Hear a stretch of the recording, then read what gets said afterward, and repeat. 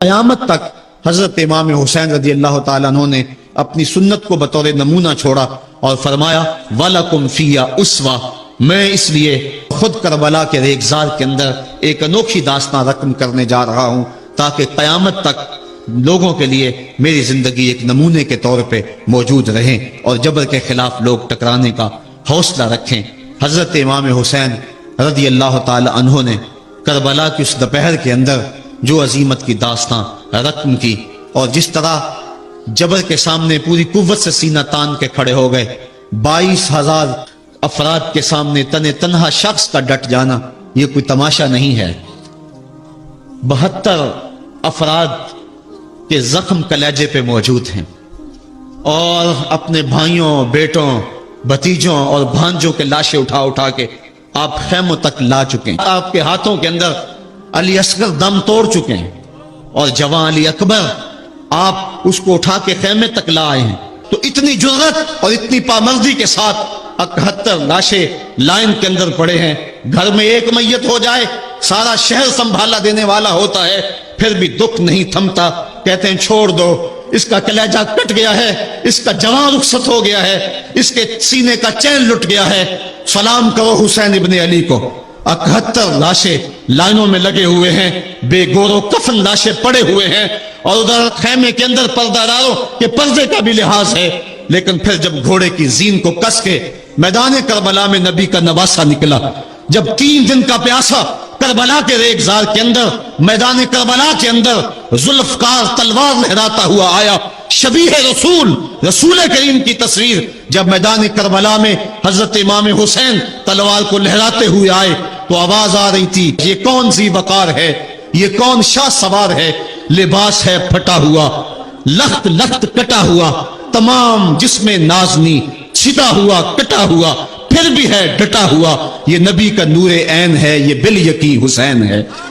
حضرت امام حسین رضی اللہ تعالیٰ عنہ نے کس انداز کے ساتھ جبر کے خلاف پوری قوت سے کھڑے ہو کر کے دنیا کے سامنے اپنا اسوہ رقم کیا، اور گھوڑے کی زین سے جب فرش زمین کی طرف آئے، حضرت امام حسین رضی اللہ تعالیٰ عنہ کا آخری وقت سر جو تھا وہ سجدے میں تھا، اور سجدے کی حالت کے اندر دست قاتل نے سر حسین کو تن حسین سے الگ کیا۔ یہ دنیا کے سامنے حضرت امام نے اپنا اسوہ رکھا کہ یہی تو پیغام میں دینے آیا ہوں، یہی تو جو ہے وہ تحریر میں نے کربلا کی ریت پر اپنے خون سے رقم کرنی تھی کہ یہ سر کٹ سکتا ہے لیکن جھکے گا تو صرف اپنے مالک کی چوکٹ پہ جھکے گا، یزید کے سامنے یہ سر جھک نہیں سکتا ہے۔ تو حضرت امام حمام رضی اللہ تعالیٰ عنہ نے کربلا کے تپتے ہوئے ریگزار میں جب 72-73 لاشیں خیموں کے سامنے پڑے تھے اور اتنے زخم کلیجے پہ تھے، راوی کہتا ہے کہ جب آپ کی قمیض اتاری گئی تو 113 سوراخ اس میں تیروں کے تھے، 33 زخم نیزوں کے تھے، 34 گھاؤ تلواروں کے تھے، اتنے زخم جسم کے اندر اور جسم چور ہے زخموں سے۔ لیکن حضرت امام حسین نے جب پیشانی سجدے میں رکھی تو آخری لفظ یہ تھے اللہم رضن بقضائک وصبرن علی بلائک تسلیما لامرک سبحان ربی الاعلی۔ مالک تیری تقدیر پہ راضی ہو گیا ہوں، مالک زخم سے پہ بھی میں مسکرا رہا ہوں، مالک تیری طرف سے جو دکھ آئے میں نے ان کو قبول کیا، جے سونا میرے دکھ وچ راضی تو میں سکھ نو چلے ڈاواں، مالک میں سب کچھ قبول کیا، حسین تیری رضا پہ راضی ہے، میرے مالک تو بھی بتا تو بھی حسین پہ راضی ہوا ہے کہ نہیں ہوا ہے۔ آواز آ رہی تھی اس پیاسے پر علی شیر خدا کو ناز ہے، اس نواسے پر محمد مصطفیٰ کو ناز ہے، اوروں نے بھی سجدہ کیا پر اس کا عجب انداز ہے، اس نے وہ سجدہ کیا جس پر خدا کو ناز ہے۔ اے حسین ابن علی تم پر سلام، نازش آل نبی تم پر سلام۔ آج 10 محرم الحرام ہے اور یہ دن حضرت امام حسین رضی اللہ تعالیٰ عنہ کی یادیں لے کر طلوع ہوتا ہے۔ ویسے تو ہر دن امام حسین کا دن ہے، لیکن 10 محرم الحرام کو ایک خاص نسبت ان سے صدیاں قبل دوپہر کے وقت عظیمت کی جو داستاں انہوں نے رقم کی تھی، آج اہل ایمان کائنات کے گوشے گوشے میں ان کو خراج پیش کر رہے ہیں۔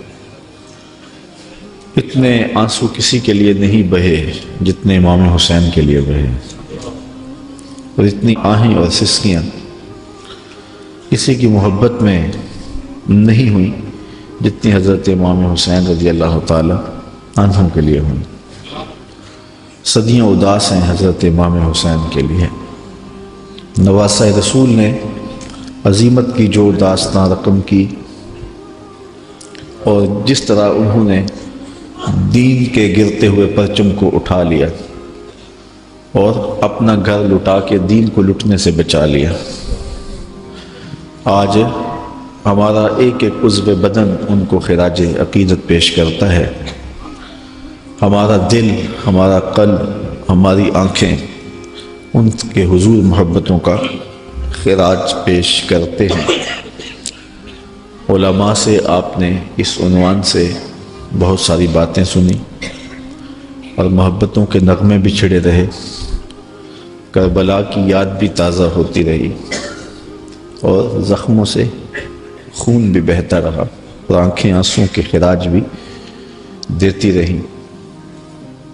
یہ ان کے ساتھ محبت کا ایک ثبوت ہے۔ حضرت امام حسین رضی اللہ تعالی عنہ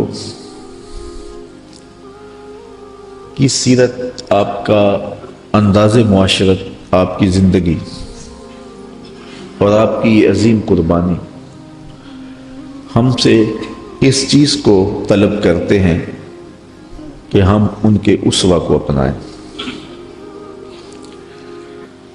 کہ وقت بہت تھوڑا ہے، میں دو چار باتیں جو حضرت امام حسین کی زندگی سے ہم روشنی لے کر کے اپنی زندگیوں میں ڈال سکتے ہیں۔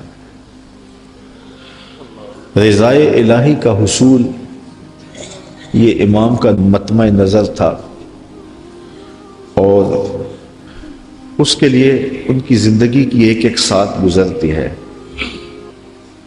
اللہ کی رضا کے لیے، اس کی قربت کے لیے اپنی جان قربان کر دینا اور اپنا سب کچھ لٹا دینا، یہ بندگی کی معراج ہے۔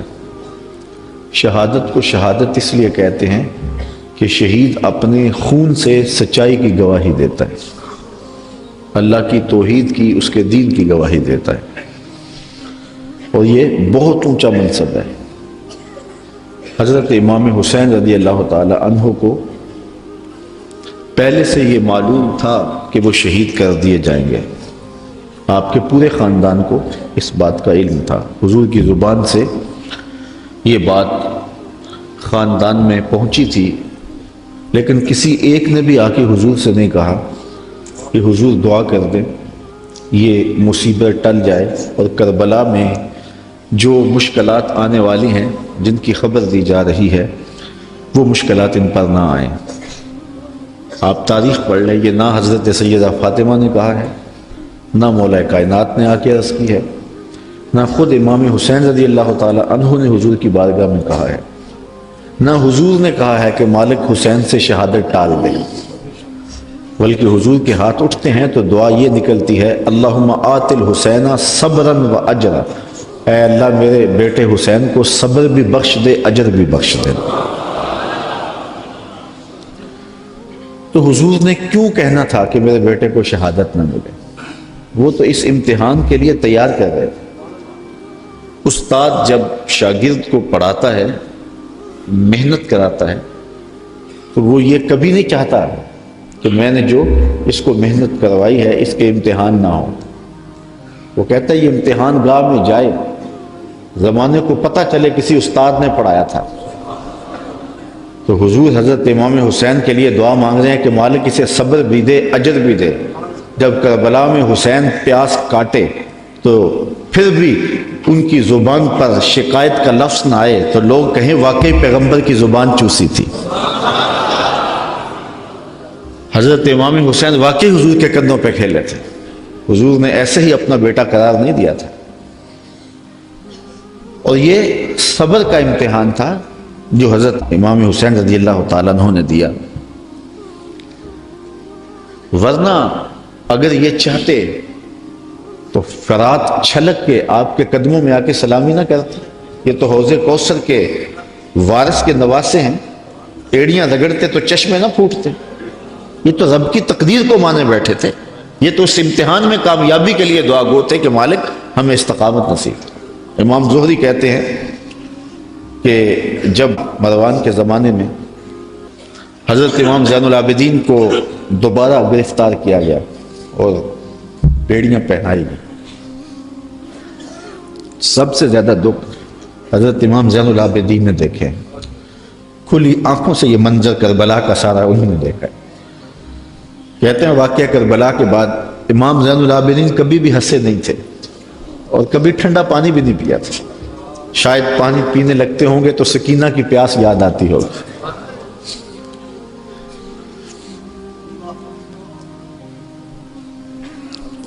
لیکن آپ کے ہاتھوں میں ہاتھ کڑیاں ڈال لی گئی اور قید میں ڈال دیا گیا۔ امام زہری کہتے ہیں کہ میں نے جو ہی امام کو دیکھا تو امام زہری رو پڑے۔ امام زین العابدین نے کہا زہری رو کیوں رہے ہو؟ میں نے کہا حضرت آپ کے ان ہاتھوں میں ہاتھ کڑیاں ہیں، پیغمبر زادے ہو، دنیا کو دین دیا ہے، اور آج آپ کے ہاتھ میں ہاتھ کڑیاں ہیں۔ بے مروت بے وفا تیرا بھی کیا افسانہ ہے، جس نے اپنی ہی شمع کو گل کیا تو وہ پروانہ ہے۔ تو کہا یہ لوگ کتنے ظالم ہیں جنہوں نے آپ کے ہاتھوں میں ہتھ کڑیاں ڈالی۔ اور امام زہری کا دل پھٹتا جا رہا ہے۔ امام زین العابدین فرمانے لگے زہری پریشان ہونے کی ضرورت نہیں، ہم تو اس کی تقدیر کے اوپر راضی ہیں، ورنہ یہ زنجیریں کیا ہیں، آپ نے جھٹکا دیا زنجیریں ٹوٹ گئیں۔ کہا یہ ہمارے لیے نہیں ہے۔ تو یہ کربلا کی مشکلیں ٹل جاتی اگر حضرت امام چاہتے، لیکن انہوں نے تو مشکل کو سہ کے اور قربانیاں دے کے عظیمت کی داستان رقم کرنی تھی، اور وہ زمانے نے دیکھا۔ تو حضرت امام حسین رضی اللہ تعالی عنہ کی سیرت سے یہ چیز سیکھی جا سکتی ہے کہ ہم اپنے آپ کو قربانی کے لیے تیار کریں، اور اپنے فکر کی اپنی سوچ کی پرورش اس طرح کریں کہ کبھی مشکل وقت میں کھڑا ہونے کا مرحلہ آ پہنچے تو پھر ہمارے قدم ڈگمگائے نہ، پھر ہمارے پاؤں میں لرزش نہ آ جائے، ہمارے زوردار نعرے اور ہمارے پرجوش خطاب، ہماری خطابت کے تن تنے اور ہمارے فلسفے وہاں دم نہ توڑ جائیں جہاں کھڑے ہونے کا وقت تھا۔ یہ ناداں سجدے میں گر گئے جب وقت قیام آیا۔ تو ہم نے اپنی پرورش حضرت امام حسین رضی اللہ تعالی عنہ کی اس فکر کی روشنی میں کرنی ہے، تاکہ اگر کوئی ایسا وقت آن پہنچے تو پھر ہمارے قدم اکھڑنے نہ پائیں۔ حضرت امام حسین رضی اللہ تعالی عنہ نے یزید کی بیعت سے انکار کیا، اور اس میں ہمارے لیے سیکھنے کی یہ بات ہے کہ ہم کبھی بھی کسی ظالم کے ہاتھ پہ بیعت نہ کریں۔ یہ جو مسلح کی امامت ہے، میں اپنے اس جملوں پہ آپ کی توجہ چاہوں گا۔ یہ جو مسلح کی امامت ہے یہ امامت صغرا ہے، چھوٹی امامت ہے، اور یہ تخت و تاج کی امامت جو ہے یہ امامت کبرا ہے، بڑی امامت ہے۔ ہم چھوٹی امامت کے بارے میں تو اتنے حساس ہیں کہ اگر کسی کے پاؤں کی انگلیاں بھی اٹھ جائیں تو ہم اس کے پیچھے کہتے نماز نہیں ہوگی۔ اگر کسی شخص کی داڑھی کا سائز چھوٹا ہو تو ہم اس پہ احتیاط کرتے ہیں کہ اس کے پیچھے نماز واجب الاعادہ ہے۔ تو یہاں تو داڑھی کا سائز اور انگلیوں کا لگنا اور اٹھنا بھی دیکھتے ہیں، پھر نماز ہے۔ تو امامت صغرا میں ہماری یہ احتیاط ہے، اور جہاں امامت کبرا کا معاملہ آئے وہاں آنکھیں بند کر کے بیٹھ جائیں۔ تو ہمیں سوچنا ہوگا، حضرت امام حسین رضی اللہ تعالی عنہ نے فرمایا تھا وَمِثْلُنَا لَا يُبَايُعُ، یہ نہیں کہا تھا کہ میں یزید کی بیعت نہیں کرتا، کہا میرے جیسا شخص یزید کی بیعت کر کیسے سکتا ہے۔ یزید فاسق مولن تھا، یزید شراب پیتا تھا، مسلمانوں کا قاتل تھا، فاجر تھا، اور امام حسین رضی اللہ تعالی عنہ کی پرورش آغوش نبوت میں ہوئی تھی۔ تو یزید کے ناپاک ہاتھ میں امام کا ہاتھ کیسے آ سکتا تھا؟ اور ابھی حضرت کہہ رہے تھے کہ لوگ سر بچانے کے لیے ہاتھ دے دیتے ہیں، اور امام نے ہاتھ بچانے کے لیے سر دے دیا۔ اور تاریخ کربلا کی پڑھیں، آپ کو نیزوں کے اوپر سر نظر آئیں گے، آپ کو گھوڑوں کی ٹاپوں پہ روندے جانے والے لاشوں کا تذکرہ ملے گا، لیکن امام کے ہاتھوں کا ذکر آپ کو کہیں نہیں ملے گا۔ امام کا سر نیزے کی نوک پہ تھا، لاشیں گھوڑوں نے رون دیے، امام کے ہاتھ کدھر گئے؟ شاید قدرت نے اٹھا لیے ہوں کہ کوئی یزیدی امام کا کٹا ہوا ہاتھ نہ اٹھا لے، اور پھر یزید اس ہاتھ کو اپنے ہاتھ میں ڈال کر کے کہے چلو اس طرح ہی صحیح، امام کا ہاتھ تو میرے ہاتھ میں آ گیا۔ امام کی عظمت کا پہرا رب نے دیا، اور ان کی آبرو کا پہرا رب نے دیا۔ امام حسین کا کٹا ہوا ہاتھ بھی یزید کے ہاتھ میں نہیں آیا۔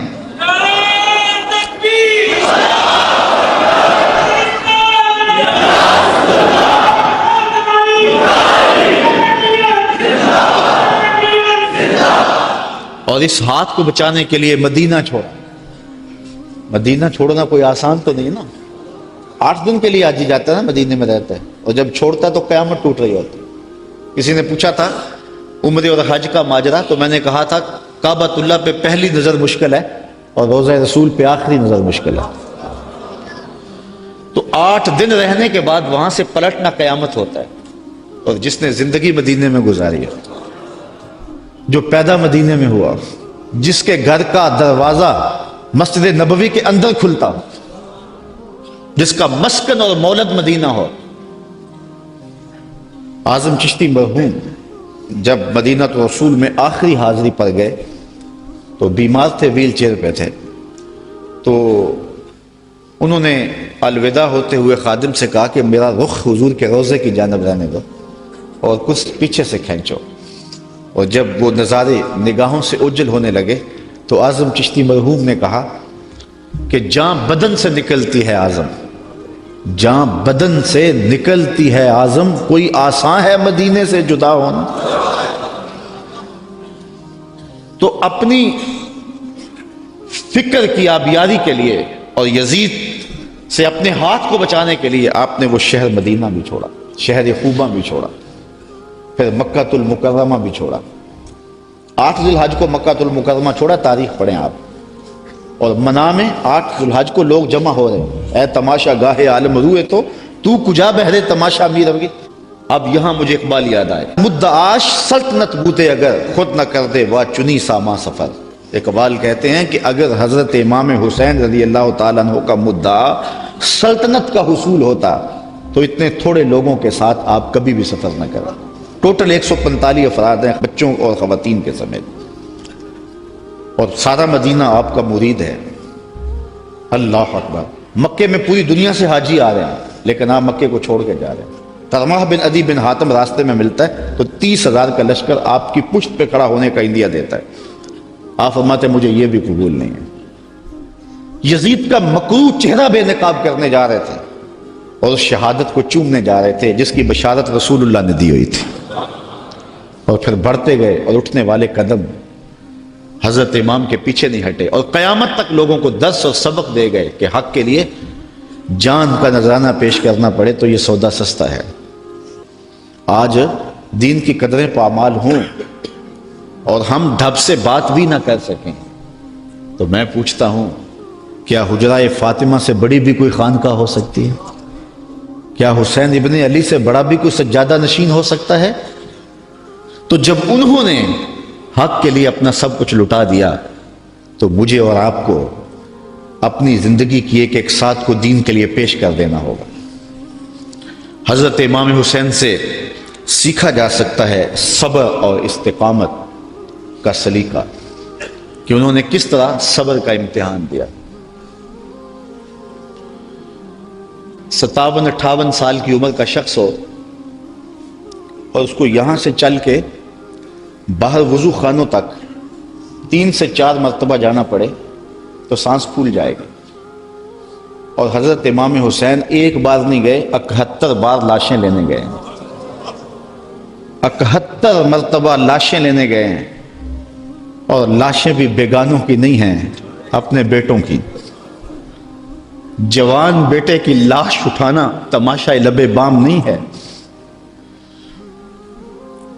کسی کا جوان بیٹا فوت ہو جائے، سارے گھر والے دلاسا دے رہے ہوتے ہیں تو باپ اور ماں سنبھلتے نہیں ہیں۔ ایسے مناظر آپ روز دیکھتے ہیں۔ جنازہ اٹھتا ہے تو 10 آدمی تھام کے لے جا رہے ہوتے ہیں۔ یہ کون ہے؟ کہا اسی کے جوان کی لاش جا رہی ہے۔ جوان بیٹے کی لاش ہو، 10 آدمی سنبھالا دے رہے ہوں اور باپ پھر بھی نہیں سنبھلتا، موت بھی تبھی ہوتی ہے۔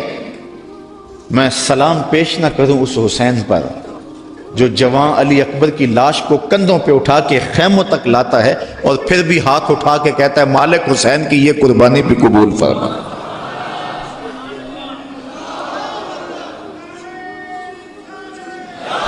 اتنے دکھ تو کو ہمالیہ پہ آتے تو اس کا پتا بھی پانی ہو جاتا، وہ بھی برداشت نہ کر پاتا۔ ابن راشد یہ کربلا کے واقعات کا چشمدید گواہ اور راوی ہے۔ وہ لکھتا ہے کہ میں خود کھڑا تھا اور میں نے حضرت امام عالی مقام رضی اللہ تعالیٰ عنہ کو دیکھا کہ انہوں نے اپنے سینے سے ایک جوان کی لاش کو لپٹایا ہوا ہے اور مقتل سے خیموں کی جانب آ رہے ہیں، اور وہ جوان اتنا قد آور ہے کہ اس کے باوجود اس کے پاؤں زمین پہ گھسیٹ رہے ہیں، اور مقتل سے لے کر کے خیموں تک ریت پر ایک لکیر بن رہی ہے۔ تو میں پہچانتا نہیں تھا اس شخص کو، وہ نوجوان کون ہے؟ تو میں نے کسی سے پوچھا، میں نے کہا یہ نوجوان کون ہے جس کو امام اٹھا کے لے جا رہے ہیں؟ کہا یہ امام حسن کا بیٹا قاسم بن حسن ہے۔ وہ منظر بھی زمانے نے دیکھا، 6 ماہ کا عصر ہے اور حضرت امام ہاتھوں پہ لے کے فرات کے کنارے پہ کھڑے ہیں۔ یہ تمام حجت تھی، پانی کے محتاج نہیں تھے، کوثر چھلک کے قدموں میں سلامی دینے آتا۔ حسین ابن علی کے نام پر تو پانی رکتا ہی نہیں ہے۔ میں ذکر کر رہا ہوں، سب کی آنکھوں میں پانی نہیں آ رہا؟ یہ پانی تو آج تک سلامی پیش کر رہا ہے۔ پانی کا مسئلہ نہیں تھا، اتمام حجت تھی۔ کہا تمہاری لڑائی میرے ساتھ ہے، اس 6 ماہ کے بچے نے تمہارا کیا بگاڑا؟ تو پھر کیا ہوتا ہے؟ پانی نہیں ملتا، 2 شاخہ تیر ملتا ہے۔ 6 ماہ کے بچے کا حلق تیر کاٹ جائے، وہ حلق پہ تیر نہیں لگتا، باپ کا کلیجہ کٹتا ہے، لیکن خون ہاتھوں میں لے کے آسمان کی طرف اچھال کے بولتے ہیں مالک حسین کی یہ ننھی قربانی بھی قبول فرما۔ 71 لاشیں لائن میں پڑے ہوئے۔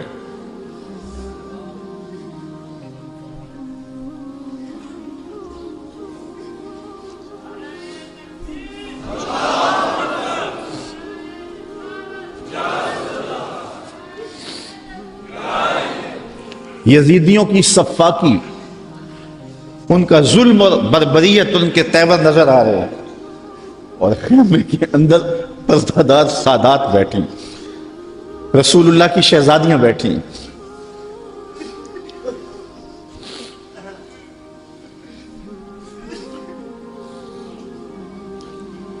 ان کا کیا دکھ ہوگا جو امام کے کلیجے میں، اور وہ شہزادیاں یہ ہیں کہ کسی کا باہر بیٹا لیٹا ہوا ہے، ان کے بھتیجے اور بھانجے باہر لیٹے ہوئے، ان کو تلقین کرتے ہیں کہ صبر کا دامن نہیں چھوڑنا،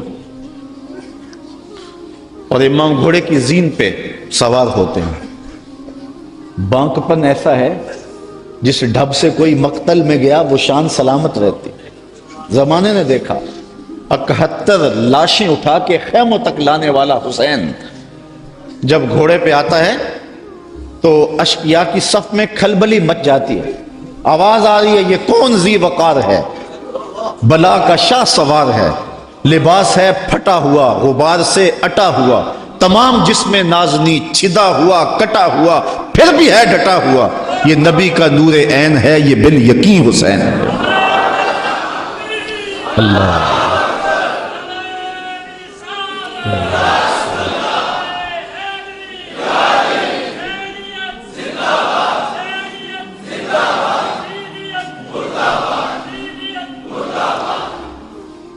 حضرت امام حسین نے صبر کی جو انوکھی داستان رقم کی ہے، کائنات میں اس کی کوئی مثال نہیں ملے گی آپ۔ صبر کسے کہتے ہیں؟ اس کے بارے میں کہنے والوں نے بہت کچھ کہا ہے. واویلا نہ کرنا، منہ پہ تماچے نہ مارنا، ناشکری کا کلمہ نہ کہنا، اعضاء کا ایسا اضطراب کہ جو شریعت میں نامحمود ہو اس کا سرزد نہ ہونا، صبر کے بڑے مفاہیم ہیں. لیکن صبر کا مفہوم میں نے ایک یہ بھی پڑھا ہے کہ صابر وہ ہے جس کے معمول عبادت میں فرق نہ آئے. پہلی صف میں کھڑا ہونے کی عادت تھی، نماز پڑھتا تھا، جوان بیٹا فوت ہو گیا، اذان پکاری گئی تو پہلی صف میں کھڑا پایا گیا، نماز قضا نہیں ہوئی. آپ کہیں گے بندہ صابر ہے. گھر میں میت پڑی ہے، نماز قضا نہیں ہوئی. جس کے معمول عبادت قضا نہ ہوں وہ صابر کہلاتا ہے. صبح اٹھ کے قرآن پڑھنے کی عادت تھی، گھر میں میت پڑی ہے، چلو دوپہر کو تدفین ہونی ہے، نماز پڑھی تو تلاوت آج بھی چھوڑی نہیں ہے، ہم کہیں گے بندہ صابر ہے. اگر صبر کی یہ تعریف ہے کہ معمول عبادت قضا نہ ہو تو صابر کہلاتا ہے، تو پھر اس تعریف کے آئینے میں امام حسین کو دیکھو. 71 لاشیں پڑی ہیں، اپنا بدن زخموں سے چور ہے. محتاط روایت یہ ہے کہ آپ کا جب پیراہن اتارا گیا تو 113 تیر، 33 زخم تلواروں کے تھے اور 34 گھاؤ نیزوں کے تھے. کچھ نیزے بدن میں ٹوٹ گئے تھے اور گھوڑے کی زین سے فرش زمین پہ آئے. صابر ایسا ہے کہ عبادت کا وقت آ گیا، سجدہ قضا نہیں ہونے دیا. ایسا صابر ہے کہ سجدہ قضا نہیں ہونے دیا، آتے ہی پیشانی سجدے میں رکھ لی. اللہم رضن بقضائک وصبرن علی بلائک تسلیما لامرک. اے اللہ سب کچھ کٹا کے، اور بچوں کی لاشیں پڑی ہیں، حسین کے لخت لخت سے خون بہ رہا ہے، لیکن حسین پھر بھی حاضر ہو گیا تیرے امر کو تسلیم کرتے ہوئے اور آنے والی مشکلوں پر صبر کرتے ہوئے. اور حسین تیرے حکم پہ راضی ہے، تو بھی بتا، تو بھی حسین پہ راضی ہوا ہے یا کہ نہیں ہوا؟ آواز آ رہی ہے، اس نواسے پر محمد مصطفیٰ کو ناز ہے، اس پیاسے پر علی شیر خدا کو ناز ہے. اوروں نے بھی سجدے کیے پر اس کا عجب انداز ہے، اس نے وہ سجدہ کیا جس پر خدا کو ناز ہے. عابد ایسا کہ معمول عبادت قضا نہیں ہوا، سجدہ قضا نہیں ہوا. اب آپ جانتے ہیں کہ امام حسین کا سر جو تھا سجدے میں جھکا ہوا تھا کہ دستے قاتل نے سر انور کاٹ لیا اور پھر سر انور کو کاٹ کے نیزے کی نوک پہ چڑھا دیا. یزیدیوں نے اس لیے کیا کہ اپنے لشکر کو تسلی دیں کہ ہم کامیاب اور کامران ہوئے ہیں، دیکھو سر حسین کٹ کے نیزے کی نوک پہ چڑھ گئے. تو جب انہوں نے نیزے کی نوک پہ سر حسین چڑھایا تو لشکر یزید سے آواز آئی، یہ کیسا سر ہے جو کٹ کے بھی سر بلند ہے؟ اس کی سر بلندی اب بھی نہیں گئی، اب بھی یہ اونچا ہے. اور جب سر انور نیزے کی نوک پہ چڑھایا گیا تو اس انداز سے چڑھایا گیا کہ کٹی ہوئی گردن کا رخ آسمان کی طرف اور سر انور کا رخ زمین کی طرف. تو کسی شاعر نے تخیل باندھا، بآں کے سر نیزے پہ اور سوئے زمین ہے روح، یعنی سجدہ ثانی کی ہے آرزو. رکعت میں 2 سجدے ہوتے ہیں، ابھی ایک ہوا تھا کہ سر کاٹ لیا گیا، حسین کی پیشانی میں دوسرے سجدے کی آرزو مچل رہی ہے. صابر ایسا کہ معمول عبادت قضا نہیں ہوا اور پھر تلاوت بھی قضا نہیں ہونے دی. حسین کا سر نیزے کی نوک پہ ہے، لبوں پہ قرآن جاری ہے، چونکہ حسین کو لوریاں ہی قرآن کی ملی تھی. تو حسین ابن علی رضی اللہ تعالی عنہ سے صبر سیکھا جاتا ہے، استقامت سیکھی جا سکتی ہے اور اپنی زندگی میں اس کا چراغاں کیا جا سکتا ہے. بہت ساری چیزیں سیکھنے کی ہیں اس خاندان سے، رواداری اور خودداری بھی سیکھی جا سکتی. جب یہ لشکر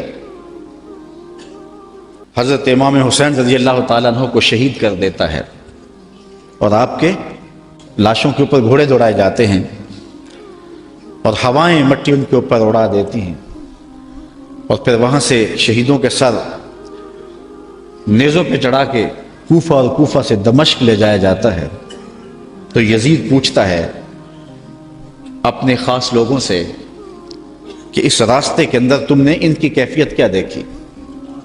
یزید بدبخت کے دل میں یہ تھا کہ میں اب بھی فاتح بن جاؤں، امام زین العابدین ڈر کے گھبرا کے مشکلات سے میری بیعت کر لیں، کیونکہ اگر امام زین العابدین بیعت کر لیتے تو کربلا کی ساری داستان زیرو ہو جاتی. اور وہ یہ کرنا چاہ رہا تھا، لیکن زین العابدین کی رگوں میں بھی تو خون حسین تھا، تو بڑے دکھ دیے.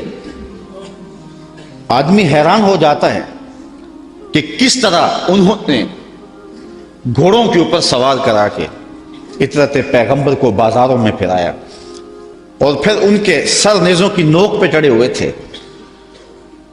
لیکن دربار یزید میں جب پہنچے تو یزید نے اپنے خاص لوگوں سے پوچھا کہ کیا ان کی اب حالت ہے؟ لاشیں کٹ کے وہاں پڑے ہوئے ہیں، سر یہ ہیں، تو اب تو دب گئے ہوں گے. تو جو اس نے جواب دیا، اس سے اس خاندان کی خودداری اور غیرت دیکھو. اس کے معتمد خاص نے کہا کہ ہم کربل سے یہاں تک پہنچے ہیں اور ہم نے بہت دکھ بھی دیے ہیں، ان کو ذہنی اذیتیں بھی دی ہیں، بعض جگہوں کے اوپر ان کے اوپر پتھراؤ بھی ہوا ہے، لیکن لگتا یہ رہا ہے کہ فاتح یہ ہیں اور ہم مفتو ہیں. ان کا انداز اور ان کا تیور ہمیشہ یہ بتاتا رہا ہے کہ اصل فاتح یہ اور مفتو ہم ہیں، اور حقیقت ہے بھی یہی. اقبال کہتا ہے جو دلوں کو فتح کر لے وہی فاتح زمانہ، جو دلوں کو فتح کر لے وہی. حشام بن عبد الملک بنو امیہ کا بڑا تگڑا حکمران گزرا ہے. حج کرتا ہوا حجر اسود کے سامنے آیا، دل میں آیا کہ میں حجر اسود کو چوموں. ہجوم اتنا تھا کہ چوم نہ پایا. جن لوگوں نے حج کیا ہے منظر آنکھوں میں گھوم گیا ہوگا. تو اتنا ہجوم تھا، کسی نے بادشاہ کی پرواہ نہیں کی، راستہ نہیں دیا. وہ ایک سمت کھڑا ہو کے منتظر رہا کہ کوئی رش کم ہو تو میں حجر اسود کو بوسہ کروں. اتنے میں امام زین العابدین بھی طواف کرتے کرتے آئے. وہ رک کر کے جب حجر اسود کو دیکھنے لگے تو لوگوں نے راہیں چھوڑ دی، آگے بڑھے، حجر اسود کو چوما اور پھر طواف میں لگ گئے. حشام کو بڑا غصہ آیا کہ میں بادشاہ وقت اور میرے لیے لوگوں نے راستہ نہیں چھوڑا اور ان کے لیے راستہ چھوڑ دیا. تو وہ اپنے درباری شاعر فرزدق سے کہنے لگا من ہاذا، یہ کون ہے؟ حالانکہ وہ جانتا تھا یہ امام زین العابدین، لیکن اس نے تحقیر کرنے کے لیے تجاہل عارفانہ برتتے ہوئے کہا من ہاذا، اے کون ہے؟ وہ جو فرزدق شاعر تھا تو بادشاہ کا درباری شاعر، لیکن آج اس کی غیرت جاگی. جب اس نے کہا نا من ہاذا، یہ کون ہے، تو فرزدق نے کہا بادشاہ تو نہیں جانتا یہ کون ہے؟ اس کو تو بتہا کہ سنگ ریزے بھی جانتے ہیں یہ کون ہے، اس کو تو فرش والے بھی جانتے ہیں اور افلاک والے بھی جانتے ہیں کون ہے. کہا یہ تو فاطمہ کا بیٹا ہے، یہ علی کا شہزادہ ہے، رسول اللہ کا نواسہ. اور پھر کھڑے کھڑے امام کی شان میں قصیدہ لکھ دیا، اور اس میں فرزدق نے بادشاہ کو مخاطب ہو کے کہا تیرا نکرہ کرنا اس معرفہ کو نکرہ نہیں کر دے گا. یہ کل بھی معرفہ تھا، یہ آج بھی معرفہ ہے. تیرا من ہاذا کہنا اس معرفہ کو نکرہ نہیں کرے گا. بادشاہ کو اتنا غصہ آیا کہ اس نے فرزدق کو ایک بند کنویں میں ڈلوا دیا، قید کروا دیا. امام کو پتہ چلا تو انہوں نے اشرفیوں کی ایک تھیلی بطور جو ہے وہ محبت فرزدق کے پاس بھیجی. اس نے چوم کی آنکھوں سے لگائی اور خادم کے ہاتھ میں واپس کرتے ہوئے کہا کہ امام سے کہنا، میرا سلام دینا، کہنا ان ٹگوں کے لیے بادشاہوں کی نوکری کی ہے ساری زندگی، اور یہ جو میں نے قصیدہ لکھا ہے پیسوں کے لیے نہیں کیا، اشرفیوں کے لیے نہیں لکھا، آپ کے نانے کی شفاعت کے لیے لکھا ہے. جو دلوں کو فتح کر لے وہی فاتح زمانہ. آپ پورا شہر ڈھونڈ لیں، آپ کو شمر نام کا شخص نہیں ملے گا، آپ کو خولی نام کا شخص نہیں ملے گا، آپ کو ابن زیاد نام کا شخص نہیں ملے گا، آپ کو یزید نام کا شخص نہیں ملے گا.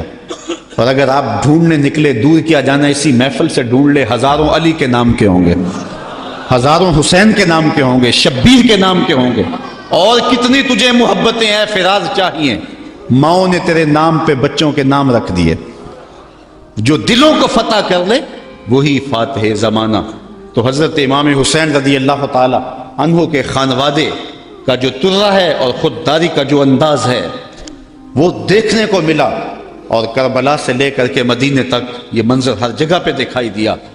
حضرت امام حسین کو کربلا میں دیکھیں یا ان کے خاندان کو کوفے کے بازاروں میں دیکھیں یا دمشق کے بازاروں میں یا دربار یزید میں دیکھیں، آپ دیکھیں گے کہ باوجود کہ یہ مظلوم ہیں، باوجود کہ ظلم و جبر کی انتہا کر دی گئی، لیکن انہوں نے اس کے جواب کے اندر کوئی شخصی واز نہیں کیا ہے، سارے کربلا کے واقعات کو پڑھتے جائیں، بلکہ اس واقعہ کو سمجھنے کے لیے صرف ایک واقعہ، اللہ نے مختار سقفی سے یہ کام لیا کہ اس نے قاتلان حسین کو چن چن کے مارا۔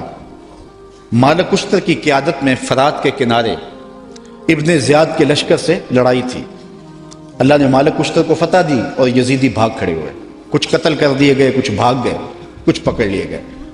ابن زیاد بھی بھاگ کر کے ایک سمت رخ کر جاتا ہے کہ میں ان لوگوں کی دست برد سے دور ہو جاؤں، اور اپنے گھوڑے کو ایڑ لگائی اور تیزی سے سر پٹ گھوڑا دوڑا رہا ہے۔ ادھر پیاس کی شدت ہے، زبان کانٹا ہو گئی، حل خشک ہو گیا۔ صحرا کے اندر لگا ہوئے خیمہ دکھائی دیا، سوچا کہ اس خیمے والے سے جلدی سے رک کر کے پانی کے 2 گھونٹ لے لوں اور پھر آگے بڑھ جاؤں گا۔ گھوڑے سے اترا، خیمے کا پردہ سرکایا، دیکھا کہ امام زین العابدین عبادت کر رہے ہیں۔ امام زین العابدین کبھی مدینہ سے باہر نکل کے صحراؤں میں خیمہ گاڑ لیتے، مہینہ مہینہ گزارتے۔ یہ کسی ایسی جگہ پہ خیمہ گاڑے عبادت میں مصروف تھے، قرآن کی تلاوت کر رہے تھے۔ اس نے سرکایا پردہ تو دیکھا امام ہے، غیرت ہوتی تو ایک پانی کا گھونٹ بھی نہ مانگتا، لیکن مرتا تھا کیا کرتا۔ اس نے کہا حضرت مجھے پانی دیجیے۔ امام نے نظر اٹھا کے دیکھا، پھر دونوں ہاتھوں سے پیالہ بھرا اور ابن زیاد کو دیا۔ اس نے پانی پیا، پیاس زیادہ تھی، کہا حضرت اور دیجیے۔ آپ نے پھر دیا، اس نے پھر مانگا، آپ نے پھر دیا۔ سمجھا کہ امام نے مجھے پہچانا نہیں، اگر پہچان لیتے تو میرے منہ پہ تھپڑ مارتے، مجھے پانی نہ دیتے، میں نے جو ان کے خاندان کے ساتھ کربلا میں کیا تھا۔ تو کہنے لگا حضرت شاید آپ نے مجھے پہچانا نہیں۔ امام کی آنکھیں برسنے لگی اور فوارے چھوٹ پڑے اشکوں کے، اور آپ نے فرمایا بدبخت تجھے نہیں پہچانتا جس نے میرا گھر اجاڑ کے رکھ دیا، 6 ماہ کے عسکر کو بھی پانی نہ دیا۔ تو کہا حضرت اگر آپ پہچان گئے ہیں مجھے تو پھر مجھے 3 پیالے لبالب بھر کے کیوں دیے ہیں؟ کہا جب ہم تمہارے گھر آئے تھے جو تم نے کیا یہ تمہارے خاندان کی ریت تھی، اور آج تم ہمارے گھر آئے ہو جو میں کر رہا ہوں یہ میرے خاندان کی ریت ہے۔ نصیب اپنا اپنا، مقام اپنا اپنا، کیے جاؤ میں کارو کام اپنا اپنا۔ تو حضرت امام حسین رضی اللہ تعالی عنہ کے خاندان سے یہ سیکھنے والی چیزیں ہیں جس کو ہم اپنی زندگیوں میں داخل کر کے اپنی زندگیوں میں چراغاں کر سکتے ہیں۔ حضرت امام حسین رضی اللہ تعالی عنہ کا نام کل بھی روشن تھا، آپ کا نام آج بھی روشن ہے۔ یزید مر گیا،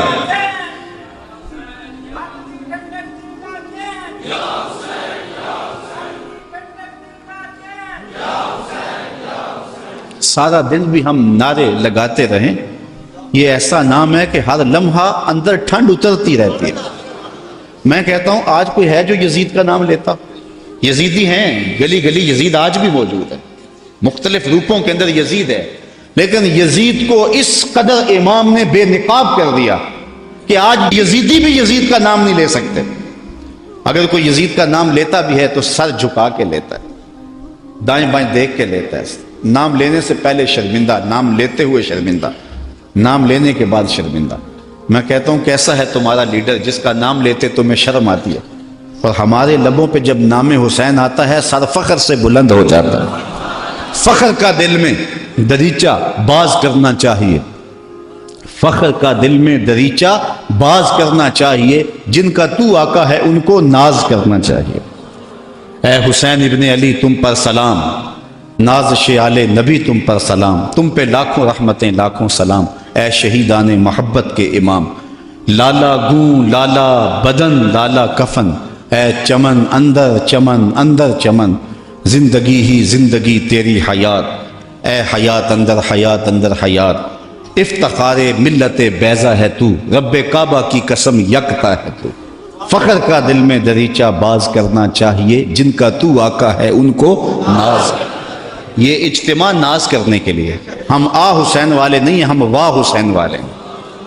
اتنے زخم تو کو ہمالیہ کے کلیجے پہ لگے تو اس کا بھی پتا پانی ہو جائے، لیکن حسین پھر بھی حق کالم لیے کھڑا ہے، پھر بھی عظیمت کی داستان رقم کر رہا ہے۔ یہ حسین ابن علی ہے، آج ان کی روح کو خراج پیش کر رہے ہیں، محبتوں کے آنسو بھی بہے، ان کے نام کے نعرے بھی لگائے، ان کے فکر ان کے مشن کو بھی سنا، ان کے مناقب بھی روحوں میں اترے، اس عظیم کام کو خراج بھی پیش کیا گیا۔ آؤ آج کے اس اجتماع میں عزم کر کے اٹھیں کہ ہم نقوش امام کو خضر راہ بنائیں گے۔ میں کہتا ہوں حضرت امام حسین نے تو لاشوں کے درمیان بھی نماز نہیں چھوڑی۔ 71 لاشیں پڑی ہوئی ہیں، پردے داروں کے پردوں کا دکھ بھی ستا رہا ہے، اور بدن میں تیر پیوست ہیں، اور نیزوں کی انیاں پھنسی ہوئی ہیں، اور گھوڑے کی زین سے فرش زمین پہ آ رہے ہیں۔ آپ نے ان حالات میں بھی نماز نہیں چھوڑی۔ ہم کیسے حسینی ہوں گے کہ 10 محرم کے دن بھی ہمیں نماز نصیب نہیں ہوگی؟ اگر 10 محرم کے دن بھی ہم نماز نہیں پڑھیں گے اور نام حسین ابن علی کا لیں گے تو پھر حرف حرف اور لفظ لفظ منافقت ہوگی۔ آئیے ان کا نام لیتے ہیں تو ان کے نقوش پا کو بھی خضر راہ بناتے ہیں۔ میں ایک نعرہ لگوانا چاہتا ہوں، امام کے نام کا خود لگواؤں گا، لیکن نعرہ بانکپن سے ہو، اوپر نیچے باہر ہجوم محبت ہے، تو ذرا یزیدیوں کو پتہ چل جائے کہ امام کا نام آج بھی زندہ ہے، اور محبتوں کے یہ تیور۔ نعرہ تکبیر! اللہ آپ کو سلامت رکھے۔ حسین کل بھی زندہ تھا، حسین۔ نعرہ تکبیر! نعرہ تکبیر! نعرہ رسالت! نعرہ رسالت! نعرہ رسالت! حسینیت! حسینیت! حسینیت! یزیدیت! یزیدیت! علامہ اقبال کا سارا فلسفہ نچوڑیں تو جو رس نکلتا ہے اس کا مصداق امام حسین بنتے ہیں۔ جوس کیا نکلتا ہے؟ کی محمد سے وفا تو نے تو ہم تیرے ہیں، یہ جہاں چیز ہے کیا لوح و قلم۔ پھر لوح بھی تیرے ہاتھ میں دے دیں گے، قلم بھی تجھے پکڑا دیں گے، پھر تیری تقدیر کے فیصلے کسی اور جگہ نہیں ہوں گے، بلکہ خدا بندے سے خود پوچھے گا بتا تیری رضا۔